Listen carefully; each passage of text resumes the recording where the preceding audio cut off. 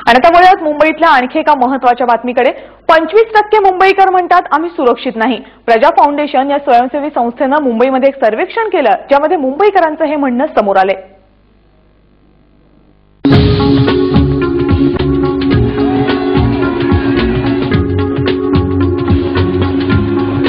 रात्रभर दिव्यांच्या प्रकाशात उजळणारी मुंबई, 24 तास अव्याहत धावणारी मुंबई, कोणत्याही संकटांना न जुमानता कायम पुढे सरकणारी मुंबई, देशभरात असलेला मुंबईचा हा लौकिक अखंड चालणाऱ्या या महानगरीतला सामान्य माणूस मात्र मनातून सुरक्षित नाही। प्रजा फाउंडेशनने मुंबईत केलेल्या एका सर्वेक्षणात ही बाब समोर आली आहे। हत्या, बलात्कार, चोरी, दरोडे, वाहन चोरी यांच्या वाढत्या घटनांमुळे सामान्य मुंबईकर हवालदिल झालाय। सगळ्या सर्वेमध्ये रिपोर्टमध्ये आम्हाला दिसून आलं की 25% लोक मुंबईतले बोलतात की आपण त्यांना अनसेफ वाटते मुंबई। आज मर्डर, रेप, किडनॅपिंग असे क्राईम असतात, त्यामध्ये कन्व्हिक्शन रेट खूपच कमी झालं, 10% झालेला आहे। हाच कन्व्हिक्शन रेट काही वर्ष अगोदर म्हणजे जवळजवळ एक 15-20 वर्ष अगोदर 80% कन्व्हिक्शन होता, जो आज 10% वाला आहे। तर ऑब्व्हियसली ह्यामुळे लोकांना आज अनसेफ वाटायला लागले, त्यांना भीती वाटायला लागली आणि हाच आमचा डेटा, आमचा रिपोर्ट सांगतोय।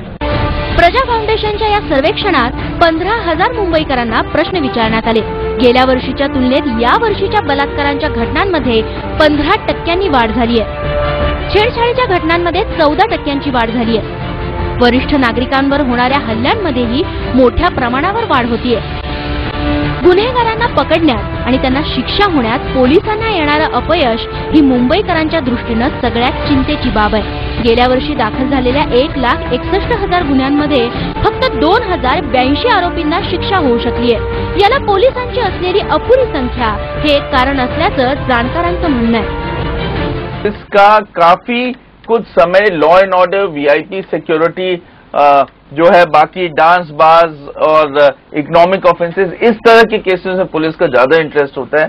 लेकिन जहां पे प्योर मर्डर्स होते हैं, इस पे पुलिस को जिस तरह से एक जागरूकता दिखानी चाहिए वो नहीं आ रही है। इसका जो सोसाइटी के साथ इंटरैक्शन है उनके साथ करना, तो मुझे लगता है तभी इस तरह के सीनियर सिटीजन्स के मर्डर्स कम हो पाएंगे। दहशतवादी हल्ले, पूर, दंगली यांसारख्या कोणत्याही समस्येला न जुमानणाऱ्या मुंबईकरांच्या स्पिरिटचा कायम गौरव केला जातो। महिलांसाठी मुंबई कायम सुरक्षित मानली जाते, पण याच मुंबईत 25% लोक जर स्वतःला असुरक्षित मानत असतील तर पोलीस आणि प्रशासनासाठी ही नक्कीच चिंतेची बाब ठरायला हवी। उत्तर मध्य मुंबईतच गुन्ह्यांची संख्या जास्त आहे आणि ती आहे 6,736। असं असतानाच इथले लोकही समजतात, जवळपास 29% लोक समजतात की ते या शहरात सुरक्षित नाहीयेत। आणि या निवडणूक क्षेत्रातले नेतेही आपल्या लोकांप्रती, आपल्या मतदारांप्रती तितके सजग आहेत असं दिसत नाहीये। कारण सुरक्षेवर जर सगळ्यात कोणी प्रश्न कमी विचारले असतील तर याच निवडणूक क्षेत्रातल्या नेत्यांनी विचारले, आणि तेही केवळ 65च। स्वाती लोखंडे, एबीपी माझा। आणि मुंबईतील सुरक्षिततेबद्दल माझाच्या महिला ब्रिगेडची नेमकी काय मतं आहेत तेही आम्ही जाणून घेतलं। प्रजा फाउंडेशनने केलेल्या सर्वेक्षणात जवळपास 25% मुंबईकरांना मुंबई ही असुरक्षित वाटते आणि यामध्ये महिलांचं प्रमाण सुद्धा लक्षणीय आहे। महिलांना सुद्धा मुंबई ही कुठेतरी रात्री असुरक्षित वाटते। तर एबीपी माझामध्येच काम करणाऱ्या काही महिला कर्मचारी आपल्या सोबत आहेत, त्यांना विचारूया की त्यांना मुंबई कितपत सुरक्षित किंवा असुरक्षित वाटते ते। पद्मा आपल्यासोबत आहे। पद्मा, तू गेली कित्येक वर्ष कोल्हापुरात तू राहतेस, मात्र इथे तू पेइंग गेस्ट म्हणून राहतेस, तुझा अनुभव काय आहे? मुंबई तुझ्यासाठी सुरक्षित आहे का? मुंबई बऱ्यापैकी सुरक्षित आहे। गेली 6 वर्षात मी इथे आहे। एखाद दुसरा अनुभव वगळता मला कधीच असं वाटलं नाही की मुंबईत आपण असुरक्षित आहोत, कारण कुठल्याही वेळी कधी आपल्या शिफ्ट असतात त्यानुसार आपण बाहेर पडतो। तर तेव्हा कधी स्टेशनपर्यंत जाताना कधीच असं वाटलं नाही की आपण अनसेफ आहोत। भरपूर गर्दी असते, त्यामुळे कुठेच असं असुरक्षितपणाची भावना येत नाही। एखाद दुसरा अनुभव कधी ना कधी आपल्याला येतो असा की ज्यावेळी रहदारी खूप कमी असते त्यावेळी थोडंसं असुरक्षित वाटतं, पण असा एखादा अनुभव वगळता कधी असं वाटलं नाही। बरं, दीपाली तुला काय वाटतं? मला पद्मा म्हणाली तेच म्हणायचंय की मी तर नाईट शिफ्टला वगैरे यायचे आणि आपला हा एरिया तसा फारच कमी रहदारीचा आहे रात्रीच्या वेळेस, पण असा एखादा अनुभव आलेला आहे. बाकी त्या व्यतिरिक्त मला फार असा काही कधी अनुभव नाही आला. पण एकदा मी कल्याणवरनं जेव्हा मी राहायचे तेव्हा येत होते कल्याणवरनं रात्री 9 वाजता वगैरे नाईट शिफ्टला. त्यानंतर मग लेडीज डब्यात काही गर्दी कमी असते म्हणून मी जेंट्स डब्यात चढून बसले. पण तेव्हा मला फार विचित्र अनुभव आला की सगळे पुरुष असं कोणीतरी विचित्र प्राणी आलाय की काय आपल्या ह्याच्यात अशा पद्धतीने सगळे असं बघत होते, बिहेव करत होते.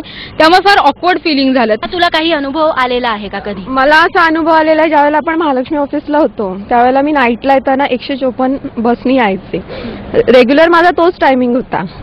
तर मला बसच्या ड्रायव्हरने एकदा विचारलं होतं की मी जिथे उतरते तो रस्ता फार सामसूम होता. तर त्याने मला असं विचारलं होतं तुम्ही इथे का उतरता, आणि ते मला फार हे झालं होतं की त्याने असा पॉझिटिव्ह विचार का नाही केला की इथे ही मुलगी काहीतरी चांगल्या कामाने आली असेल. लोकलमध्ये तसं काही त्रास नाहीये, पण शेअरिंग रिक्षामध्ये ते जाणवतं. कारण शेअरिंग रिक्षामध्ये सगळे जेंट्स असतात आणि त्याच्यामध्ये आपल्याला बसावं लागतं. तर त्यामध्ये कसं असं नकळत धक्के वगैरे लागतात. ते म्हणजे अजून त्याच्यात आपण विरोध पण करू शकत नाही, चुकून पण लागतो. तेच म्हणजे तेवढंच आहे माझा एक्सपिरियन्स. लहानपणापासून मी मुंबईत वाढलेली आहे. माझा जन्म मुंबईचा आहे. पण मला असा कधीही कुठलाही अनुभव आला नाही की मुंबई असुरक्षित आहे, महिलांसाठी एस्पेशली. कारण अशा घटना ह्या सगळ्या देशभर घडत असतात आणि त्या एखाद दुसरी किंवा काही महिन्यांमध्ये एखादी जास्त वेळ जर अशी एखादी घटना घडली तर ह्याचा अर्थ असा होत नाही की मुंबई अनसेफ आहे किंवा असुरक्षित आहे महिलांसाठी. मी रात्र काम करते, रात्री 2-2, 3-3 वाजता घरी येते, टॅक्सीने घरी येते. मला सुरक्षितपणे टॅक्सीवाला मला घरपर्यंत पोहोचवतो. जे 25% लोकांना मुंबई असुरक्षित वाटते त्यांना ती सुरक्षित करून देण्याचं काम हे आता शासनाचं आहे आणि त्यासाठी शासनाने प्रयत्न केले तर हा 25%चा आकडा शून्यावर देखील जाऊ शकतो. मात्र शासनानं यावरती ठोस कारवाई करणं गरजेचं आहे.